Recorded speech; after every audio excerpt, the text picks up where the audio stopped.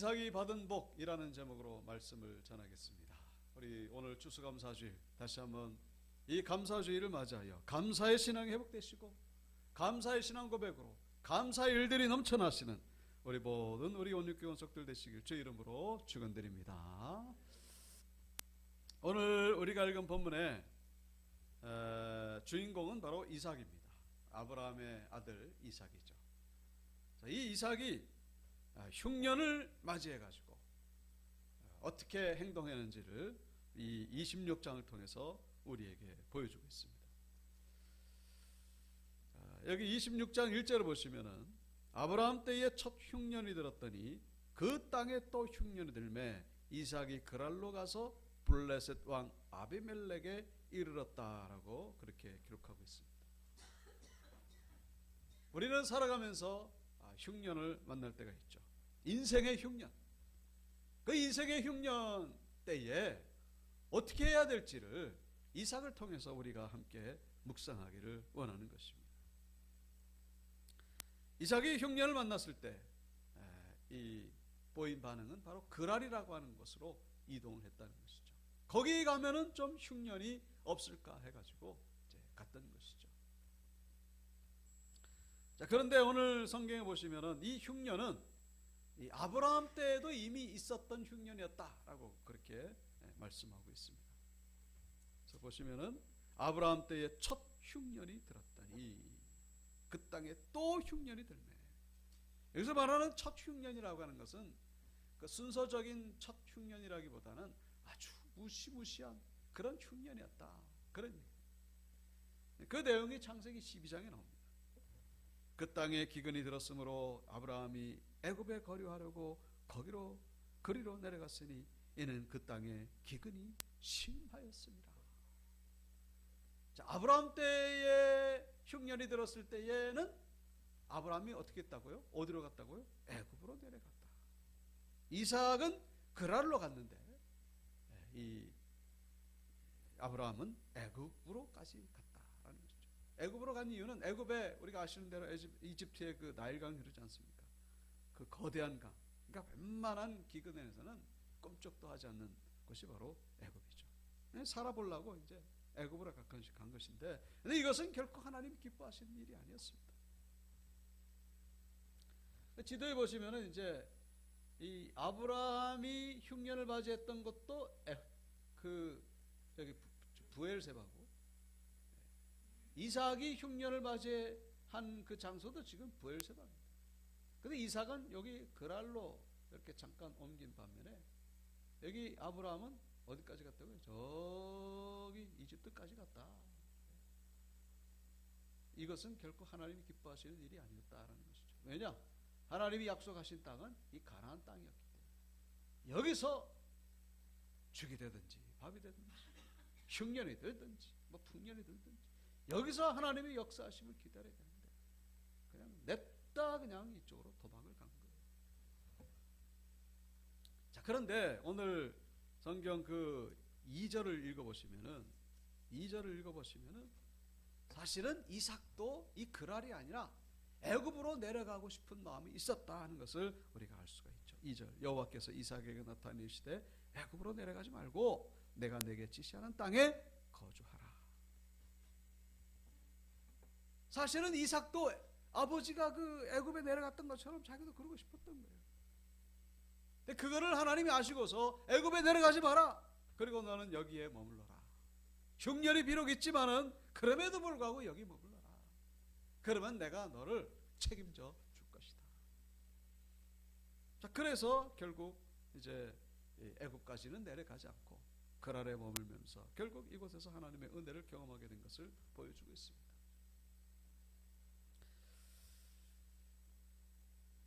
이 그 아브라함과 이삭의 차이. 아브라함은 애굽으로 내려갔습니다. 만약에 오늘 본문에 하나님께서 이삭에게 말씀하신 것처럼 아브라함에게 너 애굽으로 내려가지 말라 그런 말씀을 하셨다면 아마 아브라함도 가지 않았었겠죠. 그러나 이 그 아브라함의 그 일대기를 보면은 그 어디에서도 이런 구절을 찾아볼 수가 없습니다. 하나님이 이삭에게는 말씀하셨는데 아브라함에게는 말씀하시지 않았다는 것이죠. 그 이유가 뭘까요? 그건 다른 것이 아니라 그럴 말할 그 기회가 없었다는 것입니다. 그런 말하기도 전에 완전히 아예 그 아브라함은 하나님의 음성을 들을 생각도 안 하고 그냥 기근이 닥치자마자 그냥 도망을 쳤다는 것입니다. 아예 뒤도 안 돌아보고 애굽으로 내뺐다는 것입니다. 세상말로. 그러니 하나님이 이 아브라함은 말릴 틈이 없었던 거예요. 아예 그냥 이 아브라함에게는 온통 애굽 생각만 있었습니다. 그러나 이삭은 그렇지가 않았죠. 이삭은 아버지가 애굽으로 갔다가 결국에는 그 애굽으로 간 것이 실패였다는 것을 아마 알고 있었을 것입니다. 자기 아버지가 일어난 일이니까 다 알고 있었을 것입니다. 그래서 이삭도 애굽에 가고는 싶었는데 이게 함부로 이렇게 행동으로 옮기기가 두려웠던 것이죠. 이렇게 주저주저하고 있을 때 그때 하나님께서 이제 이삭에게 나타나 말씀하신 것이죠. 너는 애굽에 가지 말아라. 그러나 아브라함은 그렇지 않았습니다. 하나님이 그런 말할 그 여유도 없이 그냥 냅다 그냥 애굽으로 도망을 간 거예요. 근데 이삭은 이제 갈등하고 고민을 하니까 이제 하나님께서 나타나셔가지고 애굽에 가지 마라. 그래서 결국 이 이삭은 이제 하나님의 음성을 듣고 그대로 순종을 하는 그런 모습을 우리에게 보여주고 있습니다.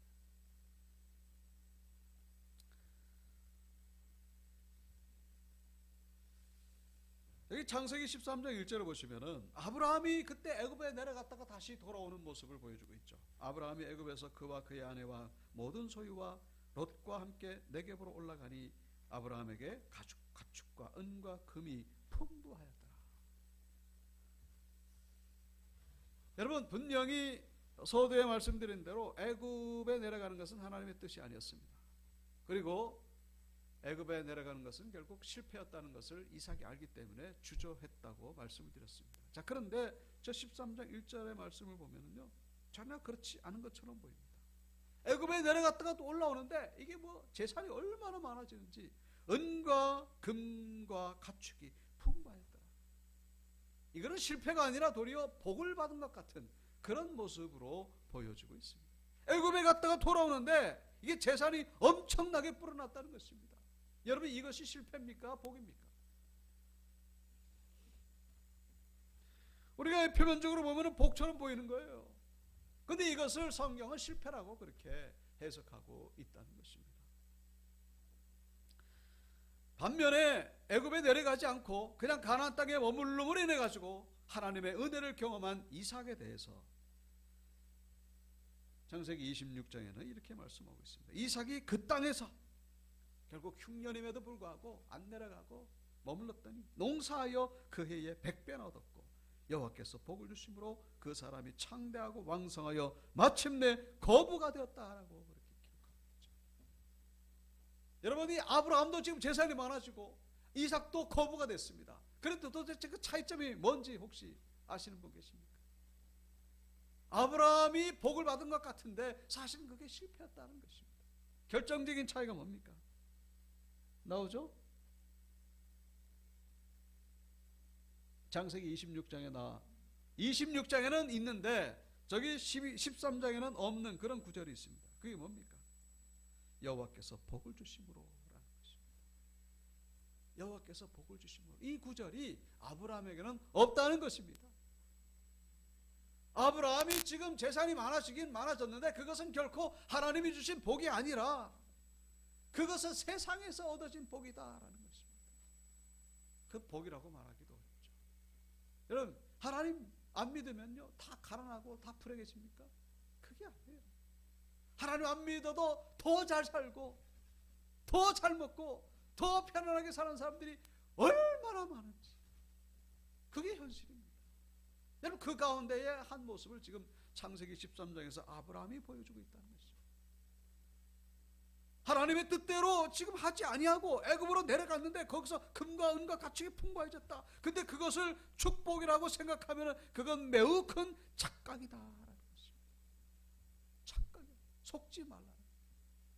아브라함도 아마 속았을 거예요. 야, 하나님 뜻대로 하지 않는데 이 많아지니까 그래도 되겠구나. 우리 성경을 읽어보시면 아시겠습니다만은 이 아브라함이 그 다음에 금과 은과 가축이 풍부해졌는데 그 다음에 일어난 일에 대해서 성경은 계속해서 말씀을 해주고 있는데, 이 재산이 많아짐으로 인해 가지고 일어난 일 가운데 하나가 바로 이 늘 동행했던 롯과 헤어지게 돼요. 재산이 많아져 가지고 헤어지게 됐어요. 이거 뭐 같이 살 수가 없는 거예요. 너무 가축이 많다고. 근데 가축이 별로 없을 때는 같이 살았어요. 근데 많아지니까 어쩔 수 없이 헤어져. 헤어져 가지고 롯이 어디 가서 살았습니까? 잘 아시는 소돔과 고모라 땅에 가서. 그 소돔과 고모라 어떻게 되죠? 하나님의 불심판을 받아가지고 그 와중에 롯이 죽을 뻔했죠. 그나마 아브라함이 기도해가지고 롯이 살아나게 됐습니다. 근데 그 롯이 자기 두 딸하고 그 관계 맺어가지고 모압과 암몬 회개망측한 그런 족속이 나오게 돼요. 그리고 이 롯이 전쟁에 어떻게 휘말리는 바람에 포로로 잡혀가가지고 아브라함이 이 롯을 찾아오게 해가지고 목숨을 걸고 쫓아가가지고 아브라함이 죽을 뻔한 그런 일이 벌어지게 됩니다. 이 모든 것들이 어떻게 시작된 겁니까? 애굽에 내려가가지고 올라오면서 이 엄청나게 재산이 많아짐으로 인해 가지고 생겨난 일들이라는 것을 성경은 보여주고 있죠. 만약에 그 재산이 없었더라면 이런 엄청난 이 위기를 당하지 않았을 것이라는 것을 우리는 상식적으로 알 수가 있습니다. 재산이 많아진 것이 결국 그게는 복이 아니라 결국 엄청난 위기를 가져오게 되었다는 것을 우리에게 말씀해 주고 있는 것이죠. 여러분, 표면적으로 보이는 것만 가지고 해석해서는 안 된다는 것을 성경은 우리에게 말씀해 주고 있습니다. 그것이 복인지 아니면 나중에 독이 되는지 그거는 지금 함부로 해석할 수가 없는 거예요. 인생의 흉년을 만났을 때, 인생의 어려움을 당했을 때 우리는 세상에 대해서 유혹을 당합니다. 한번 세상으로 나가볼까? 세상적인 방법으로 해볼까? 하나님과 관계가 멀어지고 예배와 멀어지고 교회와 멀어지고. 근데 세상에 나갔는데 오히려 잘 되는 거예요. 에이? 예배 안 나가도 잘 되네. 하나님 안 믿어도 잘 되네. 그냥 이렇게 살아야 되나 보다. 여러분, 아브라함과 같이 그런 경험을 가지는 이 신앙인들이 얼마나 많은지 모르다. 거기에 속여가지고 결국에는 교회 안 나오고. 인생의 흉년을 만났을 때 그 자리를 지키라고 성경은 우리에게 말씀해 주고 있습니다. 그래서 오늘 이 26장 3절에 말씀하고 있죠. 3절 보시기 바랍니다. 3절 다 같이 읽어볼까요? 시작. 이 땅에 거류하면 내가 너와 함께 있어 내게 복을 주고 내가 이 모든 땅을 너와 내 자손에게 주리라. 내가 내 아버지 아브라함에게 맹세한 것을 이루어 번성하게 하고 천하 만민의 복을 받으리라. 이 땅에 거류하라. 흉년이 있지만은 그럼에도 불구하고 여기 있어라. 그러면 결국에는 네가 나중에 복을 받게 될 것이다. 그 복은 세상이 주는 복이 아니라 내가 주는 복이다. 하나님이 주는 복은요 영원한 복입니다. 그거는 완전한 복이에요. 그건 독이 될 수가 없는 거예요.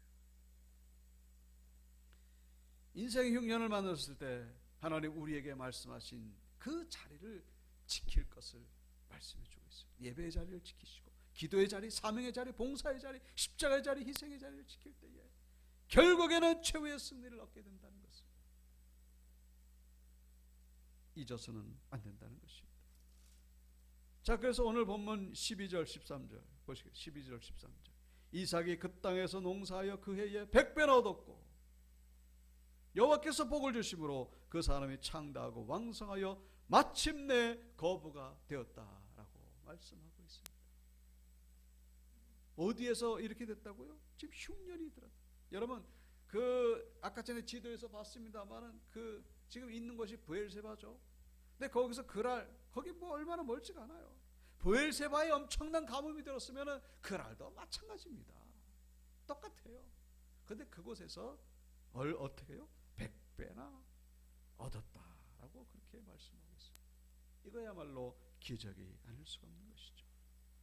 믿음을 지키고 사명을 지키고 하나님의 말씀을 지킬 때 결국 최후의 승리를 얻게 됨을 우리에게 말씀해 주고 있는 것이죠. 오늘 말씀의 제목이 이삭이 받은 복. 여러분, 이삭이 받은 첫 번째 복은 뭡니까? 그게 바로 순종의 복이라는 사실이에요. 따라오실까요? 순종의 복. 네, 순종의 복. 여러분, 복이라고 하는 것은 뭐 눈에 보이는 손에 잡히는 거 이런 것만 생각하는데, 여러분, 그거는 표면적인 거고 근본적인 것은 내가 변하는 것입니다. 사람이 변하는 거예요. 어떤 사람으로? 순종의 사람, 은혜의 사람. 순종할 때에 결국에는 하나님이 우리에게 풍성한 것들을 채우십니다. 순종의 복. 이삭이 받은 첫 번째 복은 바로 순종의 복입니다. 여기에 머물러라. 머무른 거예요. 이 순종이라고 하는 거 참 어려운 겁니다. 예? 은혜가 있기 때문에 순종을 하는 것이지, 그 말씀대로 그냥 따른다는 거 그렇게 결코 간단한 것이 아닙니다. 그 순종을 함으로 인해 가지고 결국 하나님의 복을 받게 되는 것입니다. 이런 이삭이 받았던 순종의 복을 우리 온유교회 권속들도 다 받게 되기를 주의 이름으로 축복합니다. 이 순종의 복을 통하여 우리는 진짜 하나님이 주시는 복을 받게 된다는 것입니다. 여기서 우리 한 가지 오해하지 마실 것은, 아브라함이 애굽에 내려간 게 그게 실패였습니다만은 결국 그렇게 될 수밖에 없었던 것은 믿음의 1세대였기 때문에 1세대가 겪는 시행착오라는 것을 우리는 기억해야 된다는 것이죠. 믿음의 1세대는 이렇게 험한 인생을 사는 거예요. 아무도 가보지 못한 그 길을 지금 처음으로 가는 것이기 때문에, 여러분, 만약에 이 이삭이 아브라함 입장에 있었다면요, 아마 이삭도 냉큼 그냥 뒤도 안 돌아봐가 아마 애굽에 갔을 겁니다. 근데 아브라함이 실패한 그 교훈을 지금 이삭이 받고 있기 때문에 지금 주저하는 가운데에 애굽에 안 내려간 것이죠. 그런 의미에서 이 믿음의 선조가 우리에게 있다는 것은 얼마나 감사한 일인지, 그런 의미에서 볼 때 이 아브라함은 어떻게 보면 그 십자가를 진 것이라고 말할 수 있는 것이죠. 영적인 지도를 그려간 사람입니다. 우리가 지금 내비게이션을 보고 지도를 봅니다만 이 지도가 만들어지기까지 얼마나 많은 사람들의 목숨이 들어가고 피가 들어갔는지, 그걸 알면요 참 눈물이 나죠. 뭐 지도만 그렇습니까? 이 모든 역사가 그렇게 발전하는 거예요. 우리 믿음의 선조를 통하여 우리는 그 영적인 지도를 보고서 그냥 따라가기만 하면 된다는 것에 대해서 우리는 감사를 드려야 된다는 것이죠. 아브라함이 있었기 때문에 이삭이 있는 것이고, 이삭이 있기 때문에 야곱이 있는 것이고, 계속해서 여러분, 우리에게 또한 이 믿음의 후대를 위하여 믿음의 길을 닦아야 되는 사명이 있다는 것을 기억하시고, 우리 아브라함이 걸어갔던 길, 이삭이 걸어갔던 길, 계속해서 이 영적인 경주를 달려가시는 우리 후대가 따라올 수 있도록 믿음의 길을 닦아가시는 우리 온유교회 원석들 다 되시길 주 이름으로 축원드립니다. 우리가 잘 달려가면 그러면 우리 후대들이 그 다음에 편하게 올 수가 있는 거예요. 오늘 본문에도 보시면은 이 이삭이 우물을 파는데, 이삭이 직접 판 우물도 있습니다만 옛날에 아브라함이 팠던 우물을 그대로 다시 파는 그런 것도 계속 있습니다. 아브라함이 팠던 우물을 파니까 얼마나 쉽습니까? 우리는 우리 자녀들을 위해서, 우리 후대들을 위해서 이 우물을 파는 일을 지금 하고 있다는 사실. 이삭이 받은 복은, 첫 번째 복은 바로 순종의 복이었습니다. 순종.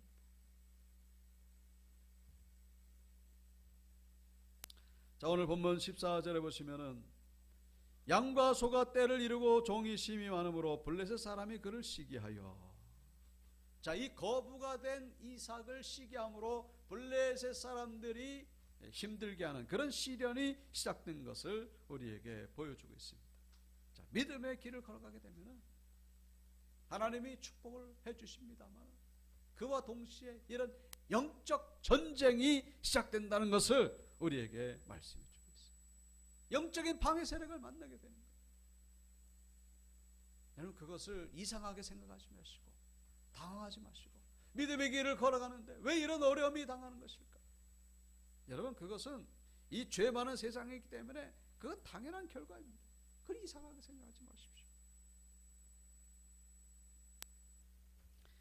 그러면서 이 블레셋의 그 지도자인 아비멜렉이 그 종들을 시켜가지고 아브라함 때에 그 팠던 우물들을 흙으로 다 메우고, 그러면서 이삭에게 네가 우리보다 크게 강성한즉 우리를 떠나라.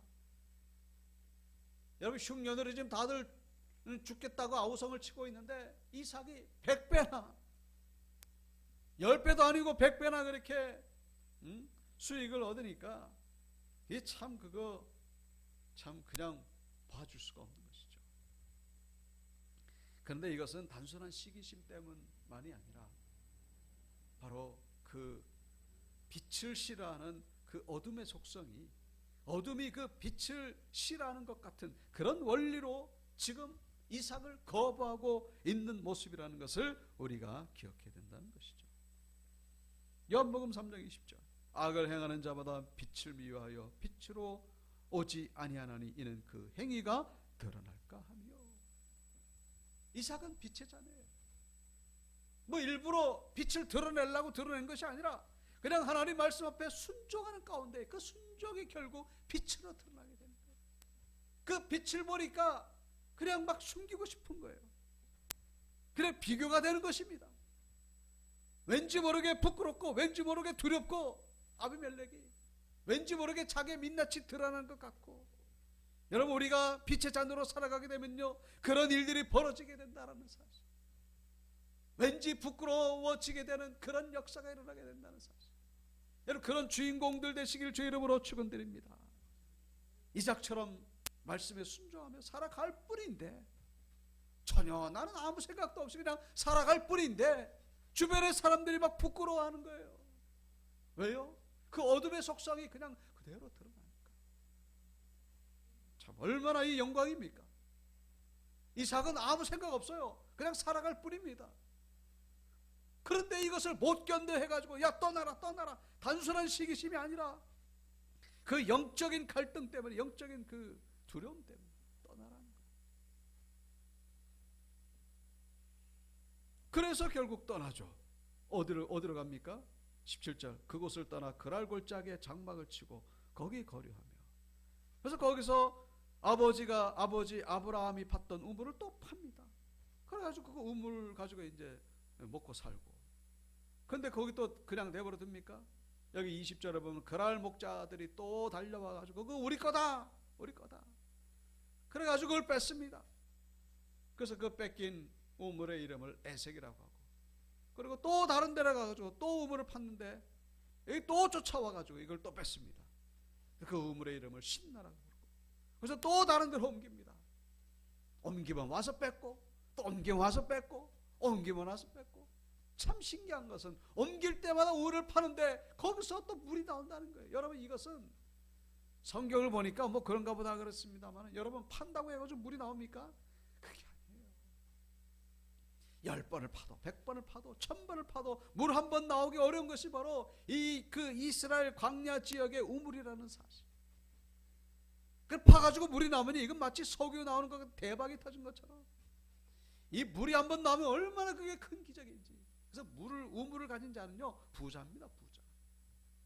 너무 쉽게 우리가 생각하는 경향이 있는데, 여러분 이거야말로 기적이 아니고 뭐가 있는가 보시죠. 결국에는 이게 쫓겨가면서 가는 곳마다 팠더니 우물을 하니까 나중에는 이 아비멜렉이 두려워가지고 결국 이삭 앞에 무릎을 꿇게 되는 것을 성경은 우리에게 보여주고 있죠.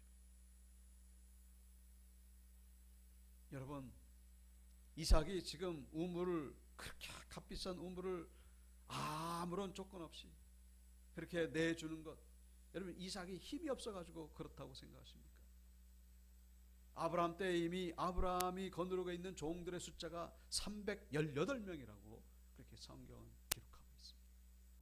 당시에 300명이면요 어마어마한 숫자입니다. 이삭도 마찬가지로 수백 명의 그 종들이 있습니다. 이 종들을 데려다가 지금 자기에게 다가오는 물론 뭐 그럴 이쪽은 좀 더 많을 수 있겠습니다만 대항할 수 있죠. 그런데 아무런 반응 없이 그대로 순순히 내어주는 이런 이삭의 모습. 이 이 원인이, 이 비결이 뭐라고 생각하십니까? 그건 다른 것이 아니라 바로 하나님을 소망으로 둔 자의 모습을 우리에게 보여주고 있다는 것을 우리가 기억해야 된다는 것입니다. 하나님이 소망이지 우물이 소망이 아니라는 거예요. 세상 사람들은 우물에다가 소망을, 금은부와 가축에다가 소망을. 그러나 이 이삭의 소망은 하나님이셨다는 것입니다. 어떤 두 명의 여자아이가 해변가에서 조개를 줍고 있습니다. 근데 서로 예쁜 조개를 줍기 위해 가지고 경쟁이 벌어졌어요. 더 예쁜 조개를 주우면은 조개 껍데기죠. 그러면 부러워하고 자랑을 하고 그러면서 어디 더 예쁜 조개가 없나. 그러더니 어느 순간부터인가 한 소녀는 그냥 싱글벙글 웃기만 합니다. 다른 애가 아무리 예쁜 조개를 줘도 그런가 보다. 그래 네 가져. 부러워하지 않아요. 그냥 웃기만 합니다. 알고 봤더니 이 아이는 바로 커다란 진주를 발견해 가지고 자기 주머니에 집어넣었던 것이죠. 주머니에 진주가 있습니다. 진주가 있으니 그 조개 껍데기가 부러움질 않는 거예요. 마치 오늘 본문에 나오는 이삭은 바로 진주를 발견한 자와 같다고 우리가 해석할 수가 있죠. 진주를 발견한 거예요. 우물이 부럽지가 않은 것이죠. 그 진주가 바로 하나님이셨다는 것이죠. 하나님을 소망으로 삼는 자만이 누릴 수 있는 이 여유, 그리고 그 양보심, 그리고 온유함, 그것은 바로 하나님이 소망이 될 때. 그래서 이 이삭이 받은 두 번째 복은 바로 하나님을 소망으로 삼는 그 믿음이 바로 두 번째 이삭이 받은 복이다라는 것을 우리에게 말씀해 주고 있습니다. 자, 근데 중요한 것은 이렇게 양보를 했더니 말씀드린 대로 이 아비멜렉이 결국 하나님을 인정하고 결국 이삭을 인정하게 되었다는 것입니다. 28절 보시기 바랍니다. 그들이 이르되 여호와께서 너와 함께 계심을 우리가 분명히 보았으므로, 하나님이 너와 함께 하심을 우리가 분명히 보았으므로 우리의 사이 곧 우리와 너 사이에 맹세하여 너와 계약을 맺으리라 말하였노라. 하나님이 두려워지기 시작합니다. 이삭을 인정할 수밖에 없게 된 것이죠. 결국 이 우물을 양보한 것은 결국 아비멜렉의 영혼을 사기 위한 대가였다는 것을 우리에게 말씀해 줍니다. 우물을 팔아가지고 아비멜렉의 영혼을 산 것입니다. 그러니까 이 이삭이 우물을 양보한 것은 결코 미련한 것이 아니었던 거예요. 손해가 아니었던 것이죠. 그 우물을 통하여 아비멜렉의 영혼을 구할 수가 있었던 것입니다. 여러분, 세상에 이 온 우주보다도 더 귀한 것이 한 영혼이라고 말씀합니다. 그 우물 양보한 것 때문에 아비멜렉을 구원할 수 있었다라는 것입니다. 여러분, 그것이 뭐 이삭이 알고서 했습니까? 그게 아니라 그냥 말씀 앞에 순종하는 가운데 살았을 뿐입니다. 이런 역사가 일어난 것을 우리에게 보여주고 있는 것이죠. 말씀 앞에 순종하는 것은 결국 하나님을 소망으로 삼는 것으로 계속해서 이어지게 된다는 것입니다. 이런 은혜가 우리 온육교회 원석들 가운데도 임하게 되기를 주의 이름으로 축원드립니다. 순종하는 가운데, 하나님을 소망으로 삼는 가운데 나를 통하여 이 구원의 역사, 구원의 통로, 축복의 통로, 은혜의 통로로 살아가는 그런 이삭의 모습, 그 모습이 우리의 모습이 되기를 주의 이름으로 축원드립니다. 이삭이 받은 두 번째 모습이죠. 두 번째 복이죠. 자, 마지막으로 세 번째 복, 이 32절 33절입니다. 그날에 이삭의 종들이 자기들이 판 우물에 대하여 이삭에 와서 알려 이르되 우리가 물을 얻었나이다 하매 그가 그 이름을 세바라 한지라. 그러므로 그 성읍 이름이 오늘까지 부엘세바더라. 아까 전에 그 지도 보셨죠?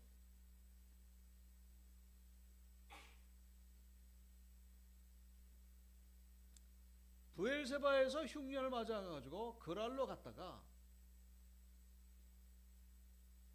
그랄에서 쫓겨 막 우물 파면서 엎치락 뒤치락 하면서 우여곡절 끝에 다시 온 것이 바로 또 부엘세바입니다. 결국 원점으로 돌아온 거예요. 원점으로 돌아왔는데 여기서 또 우물을 팠는데 물이 나온 거예요. 근데 그 물의 이름을 어떻게 뭐라고 지었다고요? 부엘세바. 부엘세바의 뜻은 맹세의 우물. 그 우물의 이름을 맹세의 우물, 그렇게 이삭이 지었다는 것이죠. 그 왜 맹세의 우물이냐? 바로 그 앞에 나오는 내용 보면요, 이 아비멜렉이 하나님을 두려워하고 이삭을 두려워해가지고 이삭에게 와가지고 이제 계약을 맺은 겁니다. 우리 계약을 맺자. 응? 우리 서로 이제 아는 척하자. 이제 너와 우리와 사이에 이제는 조약을 맺자. 그 조약을 맺으면은 맹세, 조약과 맹세는 어떻게 보면 같은 말이죠. 약속을 했으니까 이제 맹세를 하는 겁니다. 그래서 이제 바로 그때에 이제 그 종들이 주인이시여, 이삭 주인님 우물을 팠는데 물이 나왔습니다. 그래? 그러면 그거를 맹세의 우물이라고 지어라. 부엘세바. 부엘은 우물이라는 뜻이고 쉐바가 이제 맹세. 부엘세바. 맹세의 우물이라고 지어라. 아비멜렉과 그 맺은 언약 때문에 맹세의 우물 겠습니다만, 근데 사실 이것은 표면적인 그 이유고 진짜 이유는 따로 있습니다. 그것은 바로 아버지 아브라함이 부엘세바라고 이렇게 이름을 지은 적이 있었기 때문에 그것을 다시 한번 반복해가지고 아버지가 부엘세바 했던 것처럼 나도 부엘세바 그렇게 부르고 있다는 것을, 그러니까 아브라함이 부엘세바를 불렀을 때 그때 어떤 신앙 고백이죠. 그 신앙 고백을 다시 한번 복창하는 거예요. 그게 언제 어디냐면은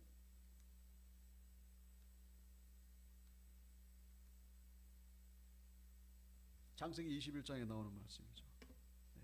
아브라함은 부엘세바의 에셀나무를 심고 거기서 영원하신 여호와의 이름을 불렀다라는 그런 기록이 나옵니다. 창세기 21장에 보면은 아브라함이 이제 거기서 처음으로 이곳 부엘세바에서 부엘세바 이름을 이렇게 부른 적이 있습니다. 근데 그때 불렀을 때의 상황이 오늘 본문하고 아주 비슷합니다. 거기서도 아비멜렉이 등장해요. 그러니까 오늘 본문 이삭에게 나오는 아비멜렉하고 다른 아비멜렉이죠. 아비멜렉은 저 사람 이름이 아니고 어떤 그 지위를 말합니다. 뭐 대통령, 뭐 장관 이런 것처럼 아비멜렉. 근데 그때도 그 아브라함에게 다가왔던 아비멜렉이 아브라함을 아주 힘들게 합니다. 근데 힘들게 했는데 아브라함이 오늘 본문 이삭처럼 그 믿음대로 살았더니 결국 아비멜렉이 하나님을 인정하고 아브라함을 인정하게 됩니다. 그 아비멜렉이 변화되는 것이죠. 그래가지고 이제 그 아브라함이 이제 기쁨 가운데에 부엘세바라고 이름을 붙였습니다만, 그 우물을 팠더니 또 물이 나오는 거예요. 물이 나오니까 그걸 또 부엘세바라고 불렀던 것이죠. 무엇보다도 이 창세기 21장에 큰 사건이 벌어지는데 그것이 바로 이삭이 탄생하는 내용이 바로 21장에 나옵니다. 이삭이 어떻게 태어난지 아시죠? 이삭은 도저히 인간의 생각, 인간의 방법으로는 태어날 수 없는 아이가 태어난 겁니다. 이 아브라함이 100세에 그 경수가 끊어진 아내 사라를 통해가지고 하나님의 능력 가운데 태어난 아이가 바로 이삭입니다. 창세기 21장에 그 이삭이 태어났죠. 우물을 팠는데 물이 나오죠. 그리고 자기를 힘들게 했던 그 아비멜렉이 그 변화돼가지고 자기에게 와가지고 하나님을 두려워하는 모습을 보이죠. 그래서 그때 이제 부엘세바, 이 맹세의 우물. 여기서 맹세는 결국 하나님의 맹세를 말하는 거죠. 하나님이 복을 주시겠다고 한 것이 결국에는 이루어졌음을 고백하는 아브라함의 그 신앙 고백에 담겨 있는 단어가 바로 부엘세바, 맹세예요. 하나님이 맹세하시고 하나님이 약속하신 것이 그대로 이루어졌습니다. 그래가지고 뭐를 심었다고요? 에셀나무를 심었다. 에셀나무. 에셀나무는 그 여기 그 에셀나무의 특징이 그 이파리가 좀 짭니다. 그래가지고 짠 거는 물을 이렇게 많이 흡수하거든요. 그래가지고 여기에 물이 이렇게 잔뜩 있으므로 이 물이 이렇게 증발하면서 여 밑에가 얼마나 시원한지. 그래가지고 이 나무는 마치 에어컨 같아요. 이 광야에서 자라는데 이 뿌리가 30m까지 뻗습니다. 그러니까 광야에서도 죽질 않아요. 이 광야에서 자라기에 특화된 그런 나무죠. 그래서 이 에셀나무의 그 다른 별명은 바로 영생입니다. 영생하시는 하나님, 에셀나무를 심은 이유가 바로 하나님은 우리에게 생명을 공급해 주시는 분이시다. 이삭이 태어난 것 그 생명이잖아요. 생명. 물이 솟아난 것 생명이지 않습니까? 아비멜렉이 변화된 것, 그 생명에 변화된 것을 아브라함이 경험하고 있습니다. 그래서 하나님은 우리에게 생명을 주신 분이시다. 그런 의미로 이제 에셀나무를 심은 것이죠. 자, 오늘 본문으로 돌아와 가지고 이 이삭이 그 아비멜렉과 계약을 맺을 때에 그 이삭이 우물을 팠다는 얘기를 듣고서 어떻게 불렀다고요? 부엘세바. 바로 그 아브라함이 부엘세바라고 불렀던 것을 다시 한번 고백하는 거예요. 맞습니다. 아브라함이, 내 아버지 아브라함이 하나님을 향하여 하나님은 생명을 주시는 분이십니다. 생명의 원천이 되시는 분이십니다. 맞습니다. 하나님은 나에게 생명이 되시는 분이십니다. 하나님께 감사를 드리고 하나님께 신앙 고백하는 그런 고백에 담긴 단어가 바로 부엘세바라는 사실.